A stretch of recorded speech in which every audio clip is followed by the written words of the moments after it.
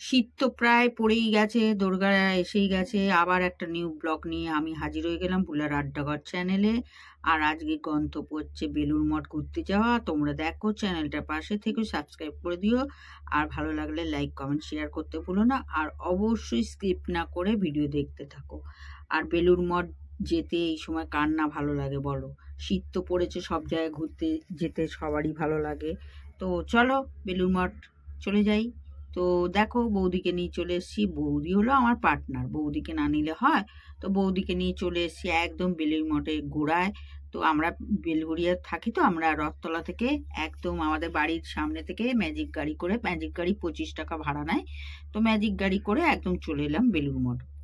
আর বেলুড় মঠ 1897 সালে স্বামী বিবেকানন্দ যখন আমেরিকা থেকে ফিরে আসেন, তখন তিনি 2টি মঠ স্থাপনের গোড়াপত্তন করেন, যার মধ্যে একটি হলো বেলুড় মঠ হলো রামকৃষ্ণ পরমহংসদেবের প্রধান শিষ্য স্বামী বিবেকানন্দ কর্তৃক প্রতিষ্ঠিত। ঠিক আছে, রামকৃষ্ণ মঠ রামকৃষ্ণ মিশনের প্রধান কার্যালয় হচ্ছে এখানে। আর মন্দির নির্মাণ হয়েছিল, প্রধান মন্দিরটি ভিত্তি প্রস্তুত স্থাপিত হয় 1905 সালের 16ই মার্চ। আর এটি স্যার রাজেন্দ্রনাথ মুখোপাধ্যায়ের তত্ত্বাবধানে নির্মিত হয়। 40 একর জমির উপর কিন্তু অবস্থিত মূল প্রাঙ্গণের মঠ প্রাঙ্গণের রামকৃষ্ণ পরমহংস সারদা দেবী স্বামী বিবেকানন্দের দেহাবশেষের উপর অবস্থিত মন্দির রামকৃষ্ণ মিশনের সদর কার্যালয় অবস্থিত। আর বেলুড় মঠের অভ্যন্তরে দ্রষ্টব্য স্থানগুলি হলো শ্রীরামকৃষ্ণ মন্দির, পুরানো ঠাকুরঘর, স্বামী বিবেকানন্দর বাসকক্ষ। দেখো, আমরা এখানে এসেই গেছি রামকৃষ্ণের ঘরে। স্বামী বিবেকানন্দ ব্রহ্মানন্দ মন্দির, সীমা সারদা দেবীর মন্দির, স্বামী বিবেকানন্দর মন্দির, সমাধিপীঠ আছে, পুরানো মঠ আছে, রামকৃষ্ণ মিউজিয়াম আছে, অনেক কিছু আছে। কিন্তু মিউজিয়ামে আমরা ঢুকতে পারিনি। তো প্রতিদিন নির্দিষ্ট সময়ের জন্য বহিরাগত দর্শক পুণ্যার্থীদের জন্য দর্শনের নির্মিত মঠ ও মন্দিরের দ্বার খোলা রাখা সবসময়। দেশ বিদেশ থেকে বহু মানুষ প্রতিদিন এই মন্দিরে শ্রদ্ধা নিবেদন করতে আসেন।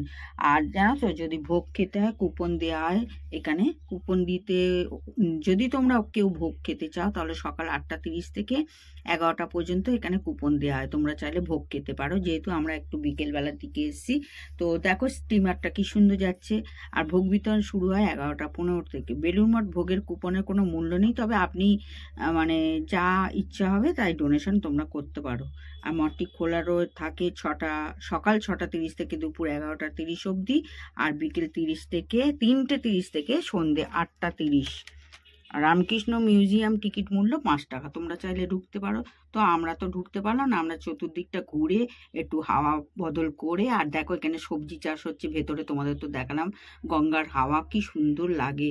আর এখান থেকে এখন আমরা পৌঁছে যাব রাসবাড়ি। আর রাসবাড়ির দ্বিতীয় পার্টের যে ভিডিওটা, সেটা তোমাদের সামনে নিয়ে আমি হাজির হয়ে যাব খুব তাড়াতাড়ি। তো আজকের মতো টাটা।